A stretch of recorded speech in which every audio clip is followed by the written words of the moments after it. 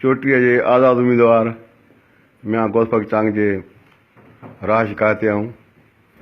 मियां गौसबक चांग तमामु असांजे इलाइक़े बहितरीनु दोस्त आहे। गुज़िरियल 15 ॾींहं खां साईं सां मां जेको आहे सो इलेक्शन वर्क में हलियो आहियां। तक़रीबन 6 यूनियन काउंसिल में साईं खे तमामु घणी पज़ीराई मिली आहे।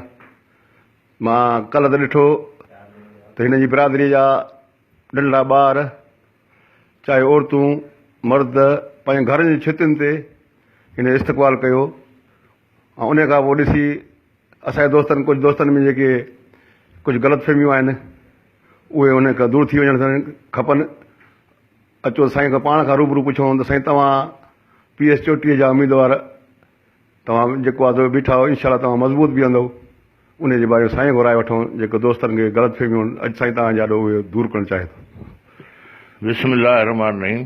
साईं मोहम्मद सालिद, तव्हांजे हिन मीडिया जे तसल्लुस सां मां इहो ज़रूरु चवंदुसि त काफ़ी दोस्तनि मूंखां सुवाल कया ऐं उन्हनि सभिनी दोस्तनि खे तव्हांजे थ्रू मां इहो मैसेज ॾियां थो त माण्हुनि जी इन प्रोपेगेंडा में तव्हां न अचो।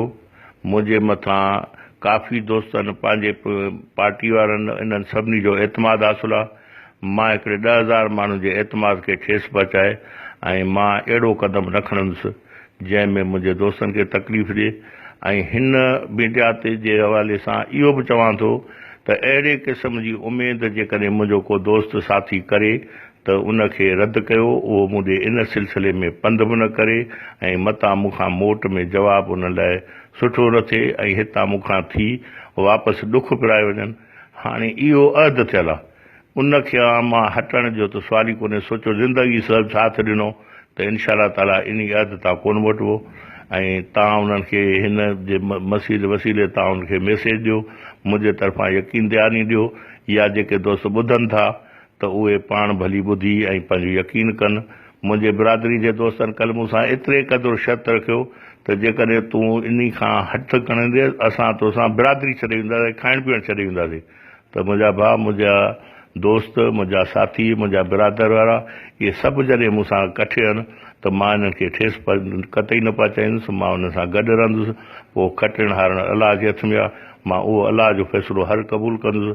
बाक़ी कंहिं दोस्त जो, कंहिं ॿार पार्टी जो, कंहिं सभु वॾेरे जी का बि मां इहा क़बूलु न कंदुसि, चाहे केतिरो बि छो न वॾो माण्हू अचे। मियां साहिबु चए थो असां हर हाल में जेको आहे सो इलेक्शन लड़ंदासीं।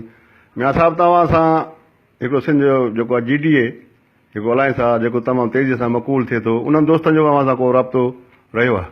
बिस्मिल्लाह रहमान रहीम। साईं, उन्हनि दोस्तनि जो काफ़ी दोस्तनि इहे मूंखे लाड़काणे खां, ईअं खैरपुर खां, असांजे ज़िले नौशहरे खां जेके GDA जा सुठा सुठा दोस्त आहिनि उन्हनि मूंसां ज़रूरु राब्तो कयो। उन्हनि वटि मूं पंहिंजो मौक़ुफ़ रखियो। हाणे उन्हनि जेकॾहिं फ़ैसिलो करे ऐं मूंखे क़बूलु कयूं त इनशा ताला मां उन्हनि खे ज़रूरु जॉइन कंदुसि, उन्हनि खां ज़रूरु मदद वठंदुसि। छाकाणि त हर हिकु इलेक्शन में हर दोस्त वटि, हर वॾेरे वटि, हर आवाम वटि वञणु घुरिबो आहे। ऐं जेकॾहिं उन्हनि जे मूंखे वञिणो पियो त इनशा मां उन्हनि ॾे ज़रूरु वेंदुसि, उन्हनि सां मीटिंगूं कंदुसि। बहितरु उहो कमु कंदुसि जेको मुंहिंजे दोस्तनि ऐं मुंहिंजे राय जेका हूंदी असांजे बिरादर जी, असांजे उन ग़रीब दोस्तनि जी जिन्हनि मूंखे बीहारियो, उन्हनि जे राय खां खे मां न ठुकाए सघंदुसि। जेकॾहिं उन्हनि जो बि इहो फ़ैसिलो थियो त बिस्मिल्लाह ज़रूरु कंदासीं। तव्हां मियां साहिब जो मौक़ो ॿुधो, साईं पहिरियों मौक़ो ॿुधो त असां इलेक्शन विणी आहे, पोइ हार जीत अलाह जे हथ में आहे। ॿियो त जेकॾहिं GDA दोस्तनि राब्ता कया आहिनि उन्हनि जेके ॾिनी त उन्हनि खे इनशा आवाम जी सलाह सां, दोस्तनि जी सलाह सां सुहिणी मोट ॾींदासीं। इलेक्शन साईं जो चवण त असां हर हाल में विढ़ंदासीं। जीअं दोस्तनि खे ग़लतफ़हमियूं या को कुझु अञा ख़दशा आहिनि उहे अॼु अव्हां खां इनशा तव्हां खां दूरि थी विया हूंदा। महिरबानी सर।